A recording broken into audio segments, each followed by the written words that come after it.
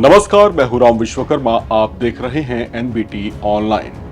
America में राष्ट्रपति चुनाव के नतीजे आने और डोनाल्ड ट्रंप के राष्ट्रपति चुने जाने के बाद अब दुनिया भर के पॉलिटिकल एक्सपर्ट्स मैग्नीफाइंग ग्लास लेकर ये तलाशना शुरू कर चुके हैं कि ट्रंप के राष्ट्रपति पद संभालने का असर दुनिया पर कैसा पड़ने जा रहा है। दुनिया की सबसे बड़ी महाशक्ति के सबसे बड़े नेता के तौर पर डोनाल्ड ट्रंप के सत्ता संभालते ही क्या क्या बदल जाने वाला है, इसे लेकर भी जोड़ घटा शुरू हो चुका है।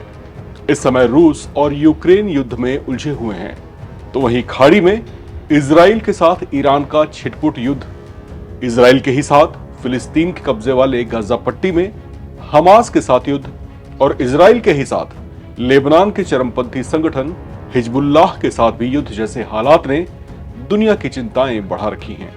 ऐसा कहा जा रहा है कि रूस यूक्रेन युद्ध में अमेरिका बैकडोर से यूक्रेन को सपोर्ट कर रहा है, तो वहीं कथित तौर से अमेरिका इजराइल को भी सपोर्ट करता रहा है, जिसके कारण ये युद्ध इतने लंबे अरसे से जारी है।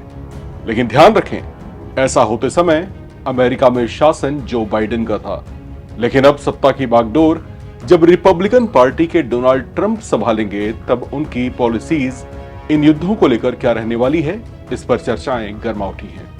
दरअसल कुछ समय पहले ही डोनाल्ड ट्रंप ने अपने एक बयान में कहा था कि अगर उनके पास पावर हो तो इजराइल हमास की जंग को कुछ घंटे में ही रुकवा सकते हैं।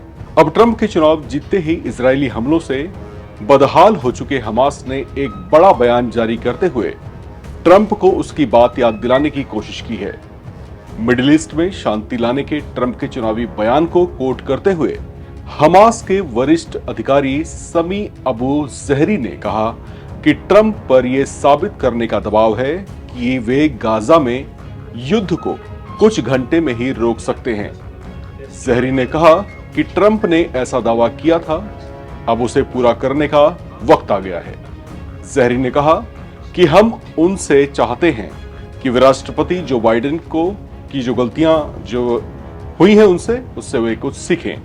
वहीं हमास के पॉलिटिकल ब्यूरो के सदस्य बासेम नईम ने ट्रंप की इजराइल के प्रति अंध समर्थन की आलोचना की और कहा कि इजराइल के प्रति ये अंध समर्थन खत्म होना चाहिए, क्योंकि ये हमारे लोगों के भविष्य और क्षेत्र की सुरक्षा और स्थिरता की कीमत पर है।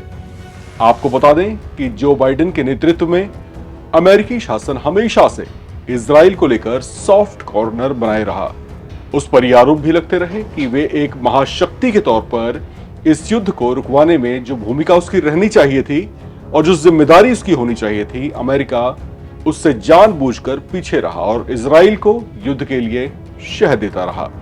कहा जा रहा है कि इजराइल की नेतन्याहू सरकार की अपेक्षाएं अमेरिका के नए शासन के साथ भी कुछ ऐसी ही होंगी।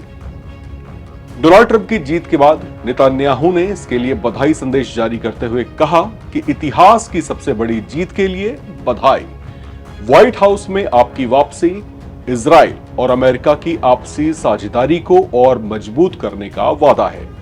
इस संदेश से साफ है कि इजराइल अमेरिका के नए नेतृत्व में भी उसी तरह का साथ और समर्थन चाहता है जैसा कि उसे बाइडेन शासन में मिलता रहा।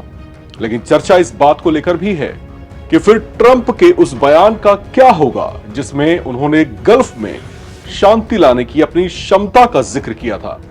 खैर, राजनीति में बयान बदल भी दिए जाते हैं और कमिटमेंट तोड़ भी दिए जाते हैं। हालांकि अमेरिका को लेकर दशकों से ये बातें भी सरेआम हैं कि यहां सत्ता आती जाती रहती है, लेकिन उनकी फॉरेन पॉलिसी में किसी भी शासन में कोई खास फर्क नहीं पड़ता। खैर, जनवरी में जब डोनाल्ड ट्रंप सत्ता संभालेंगे तो उसके बाद फिर देखने की स्थिति होगी कि दुनिया में क्या कुछ बदलाव आते हैं। फिलहाल इसी तरह की बाकी अपडेट्स के लिए आप लगातार बने रहें और देखते रहें एनबीटी ऑनलाइन।